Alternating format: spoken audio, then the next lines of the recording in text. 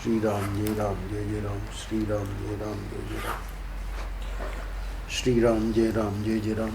आज इन्हीं की लीला है, नौका लीला जी। तो 19 जनवरी का पृष्ठ आज हम पढ़ रहे हैं। आनंद रस रत्नाकर ज्ञान विज्ञान योग श्रीमद् भगवद गीता के 7वें अध्याय के संदर्भ में ये आज का पृष्ठ है। एक बार गोपियाँ दही बेचकर लौटी तो सायंकाल हो गया, थोड़ा दिन बाकी रह गया। हुआ क्या, उस दिन की जमुना बहुत बढ़ गई थी और पार जाना था। क्यों? क्योंकि गोपियों को यही था कि ठाकुर जी है ना गैया चरा के लौटेंगे और उनका दर्शन जो है, तो वही व्याकुलता जो थी। और इधर ये जमुना बढ़ गई। जमुना जब बढ़ी हुई नहीं होती थी तो गोपियाँ तुरंत निकल जाती थी। अब नाव आवे, नाव में बैठें और फिर पार जावें तो कहीं देर न हो जाए, ठाकुर जी है ना गैया चरा के लौटेंगे, हमारा दर्शन छूट न जाए। तो हुआ क्या कि नाव भी कोई नहीं थी। चलो ठाकुर जी की कृपा से इसी बीच में एक काला काला मल्लाह का बालक नाव लिए आया। तो गोपियों ने पुकारा है ना, तो इसने साफ कह दिया कि हम तो भूखे हैं, नाव कैसे लेकर चले। तो गोपियों के पास तो था ही मटकों में थोड़ा दही दूध मक्खन। तो वो बालक सब सभा चट कर गया। चलो कोई बात नहीं, भूख इसकी मिट गई, अब हमको ले जाएगा तुरंत। तो इसके बाद उसने क्या कहा बालक ने कि तुम बहुत हो, एक एक दो दो करके चलो। अरे भाई वहाँ जो है ठाकुर जी आने वाले हैं, तुम एक एक दो दो करके। गोपियों ने कहा कि नहीं, हम तो एक साथ ही चलेंगे, जल्दी करो, हमको श्याम सुंदर का दर्शन करना है। तो अब क्या है कि भाई नाव में तो जब सबको चलना है तो या वजन तो कम करना ही है।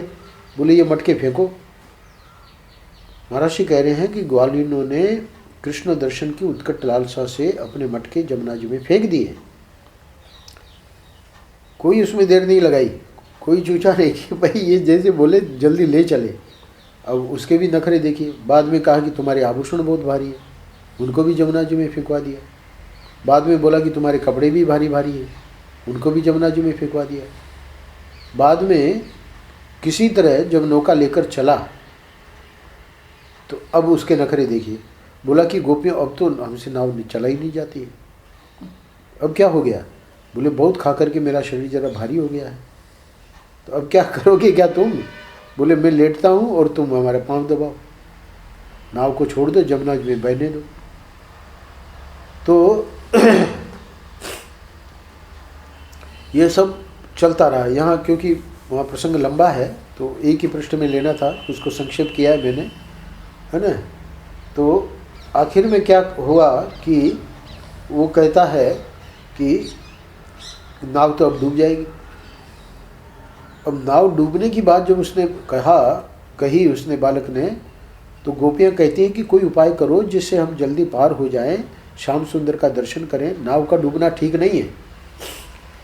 गोपियों को कोई इस प्रकार चिंता नहीं हुई कि हमारा क्या होगा, हम मर जाएंगी, है ना। देखिए बहुत बढ़िया बात महर्षि कह रहे हैं। गोपियाँ कहती है कोई उपाय करो जिससे हम जल्दी पार हो जाएं, श्याम सुंदर का दर्शन करें, नाव का डूबना ठीक नहीं है ना।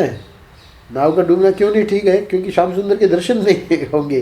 ये नहीं कि नाव के डूबने से हम मर जाएंगे।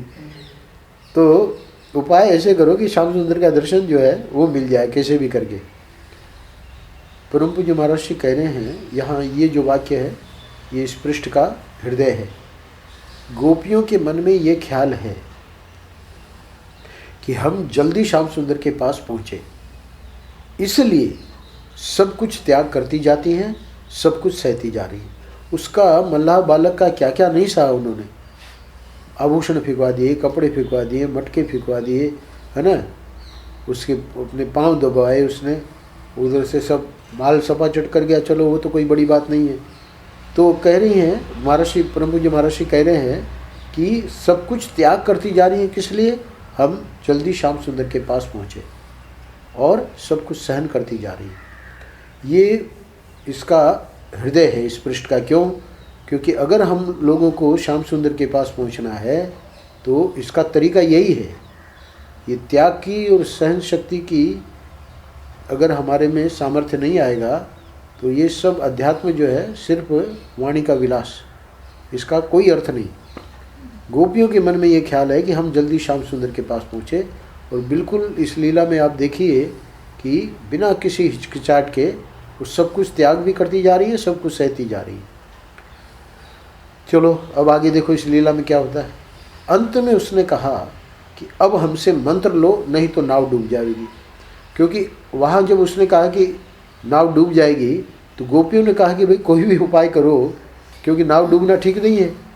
तो अब वो आखिर में बाद में आगे चल के प्रकट होगा कि वो तो स्वयं भगवान कृष्ण हैं। तो भगवान कृष्ण को तो सब युक्तियाँ आती है। बोले नाव को बचाना है तो अब ये है तरीका, क्या? हमसे मंत्र लो, नहीं तो नाव डूब जाएगी। वहाँ मूल में आया है कि गोपियों ने सलाह करी राधा से, अब क्या किया जाए। वो मंत्र की कह रहा है, बोले कि अब कुछ भी करो, है ना, नाव इसलिए बचानी है क्योंकि श्याम सुंदर का दर्शन। तो उसके लिए भी तैयार हो गई और उसकी स्वीकृति दी। अब देखिए उसकी जब मंत्र की स्वीकृति दे दी तो उस मल्लाह के छोकरे ने कहा कि अच्छा कान हमारी तरफ करो। अब वह कान के पास मुंह ले गया और बोला कि जिससे तुम लोग मिलने के लिए इतने व्याकुल हो वह तुम्हारा प्राण प्यारा श्याम सुंदर तो मैं ही हूँ। तो यहाँ एक प्रश्न ये उठेगा कि ठाकुर जी तो गए थे, बैठ गए ना आके यहाँ, तो ठाकुर जी तो गए थे गाय चराने, तो यहाँ मल्लाह बालक ये कह रहा है कि वो मैं ही हूँ, ये बात कैसे बनेगी? इसीलिए कल के वाले पृष्ठ में, कल के मतलब 18 जनवरी के पृष्ठ में स्पष्ट कहा था मत्स्य भगवान ने कि यह संपूर्ण संसार मेरी लीला है, यह सब मैं ही हूँ, इसी से चाहे किसी भी शरीर में मैं प्रकट हो सकता हूँ। तो वहाँ मल्लाह बालक के रूप में भी, है ना, वो ठाकुर जी ही है, और वो प्रकट होना चाहें तो उसमें प्रकट हो सकते हैं। किसी भी समय, किसी भी स्थान पर और किसी भी वस्तु के रूप में मुझे पहचाना जा सकता है। इसलिए गोपियों के मन में ये नहीं हुआ कि भाई ये मल्लाह बालक कह रहा है कि, है ना, वो मैं ही हूँ, तो उनके मन में कोई शंका नहीं हुई। ये उनके चित्त की शुद्धि थी। तो इसके कारण यहाँ पर उसको मौका मिल गया और जो रहस्य है उसको खोल दिया कि तुम लोग तो मतलब कितने भाग्यशाली हो कि जिसको वहाँ जाके और देखने में भी वहाँ तो ठाकुर जी निकल जाते थे, है ना। यहाँ तो देखिए एकदम लीला कर रहे हैं उनके साथ, एक ही नाव में बैठी हैं सब गोपियाँ और ठाकुर जी, और कैसे कैसे, है ना, मुंह के पास अपना उनके कान के पास अपना मुंह ले जाके, तो ये सब जो है ये तो बहुत ही, अब उसका आनंद बिल्कुल अलग हो जाएगा। अब तक तो मल्लाह बालक समझ रही थी, और अब जो उनको पता लगा कि स्वयं ठाकुर जी इस रूप में है, तो यहाँ ये नौका लीला पूरी होती है। प्रसंग था ज्ञान विज्ञान योग का, वहाँ गीता जी के ऊपर महर्षि बोल रहे थे। तो उस प्रसंग में महर्षि ने इस बात को समझाया कि यह अर्जुन का जो रथ है यह नौका के समान है। इस पर जो पहले सारथी बनकर आकर के बैठा, तो सारथी बनकर आकर ठाकुर जी ही बैठे, पर अर्जुन को पता नहीं था कि ये मेरे मित्र जो हैं ये साक्षात भगवान है। तो अंत में उसने ठीक उसी मल्लाह के छोकरे की तरह यह कहा गीता के उपदेश में कि मैं केवल तुम्हारा सारथी नहीं हूँ, मैं तो जिस ब्रह्म और आत्मा की एकता का ज्ञान तुम प्राप्त करना चाहते हो वह ईश्वर, वह ब्रह्म, वह आत्मा, वह जगत कारण मेरे सिवा दूसरा कोई नहीं है। इतना ही नहीं, 11वें अध्याय में तो अर्जुन की प्रार्थना पर उन्होंने विश्व रूप का दर्शन करवाया।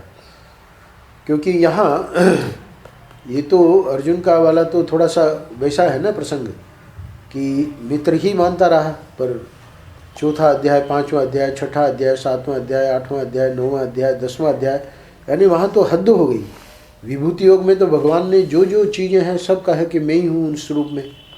तब फिर अर्जुन को लगा कि अगर सचमुच में ये बात है तो क्या ये अपने को, क्योंकि हमको तो अभी भी कृष्ण के रूप में ही दिख रहे हैं, कृष्ण जिनको बुआ का बेटा मानता था उसी रूप में दिख रहे थे। तो क्या ये अपने को ये जो बता रहे हैं वो दिखा सकते हैं क्या? इसका मतलब उसी कृष्ण उसी व्यक्ति में उनको वो विश्व रूप दिखाना पड़ा। ये बात यहाँ विशेष है। तो महर्षि कह रहे हैं कि वो बिल्कुल नौका लीला जैसी ही यहाँ घटना घटित हो गई अर्जुन के साथ। तो अब यह देखो कि तुम्हारे जीवन रथ की बागडोर नारायण के हाथ में है कि नहीं। यानी नौका लीला को भी छोड़ो, अर्जुन कृष्ण के संवाद को भी छोड़ो, अब अपना लो, अपना यानी हमारी क्या स्थिति है। तो महर्षि ये प्रश्न कर रहे हैं कि अब यह देखो कि तुम्हारे जीवन रथ की बागडोर नारायण के हाथ में है कि नहीं।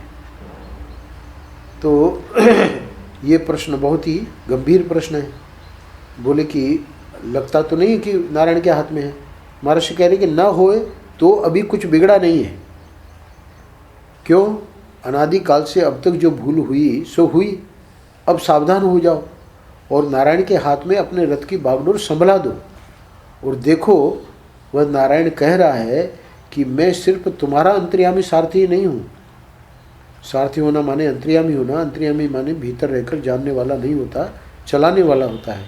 तो नारायण कहते हैं मैं केवल सारथी ही नहीं हूँ, बल्कि जिसको तुम पाना चाहते हो, जो तुम्हारे जीवन का इष्ट है, जो लक्ष्य है, वह मैं ही हूँ। बस इतना कह के महर्षि यहाँ विराम देते हैं, यानी संक्षेप में लिया है पृष्ठ को। पर यहाँ महर्षि जो मुख्य उपदेश है आज के पृष्ठ में वो हम लोगों के लिए है। एक बात कि अगर हमने अपना जीवन समर्पित नहीं किया है तो उसको समर्पित कर दो, उनके संभाल ले दो बागडोर। और दूसरी बात कि वो कह रहे हैं कि मैं सिर्फ तुम्हारा अंतर्यामी सारथी ही नहीं हूँ। सारथी होना माने अंतर्यामी होना, तो अंतर्यामी माने भीतर रहकर जानने वाला नहीं होता है, चलाने वाला होता है। तो भीतर रहकर चलाने वाला तो मैं हुई हूँ। इसके अलावा क्या कह रहे हैं? बल्कि जिसको तुम पाना चाहते हो, जो तुम्हारे जीवन का इष्ट है, जो लक्ष्य है, वह मैं ही हूँ। वहाँ वो गोपियों को जल्दीबाजी थी, है ना, तो उसको कहना पड़ा कि पास में मुंह ले आया और बोला कि जिससे तुम लोग मिलने के लिए इतने व्याकुल हो, वह तुम्हारा प्राण प्यारा श्याम सुंदर तो मैं ही हूँ। तो यहाँ हमारे जीवन को चलाने वाले भी वही हैं और हमारा जो लक्ष्य है ना, वो भी वो इष्ट रूप में यही है जो यहाँ आकर विराजमान हो गए हैं हमारे बगल में। तो इस प्रकार से ये नौका लीला यहाँ पूरी होती है।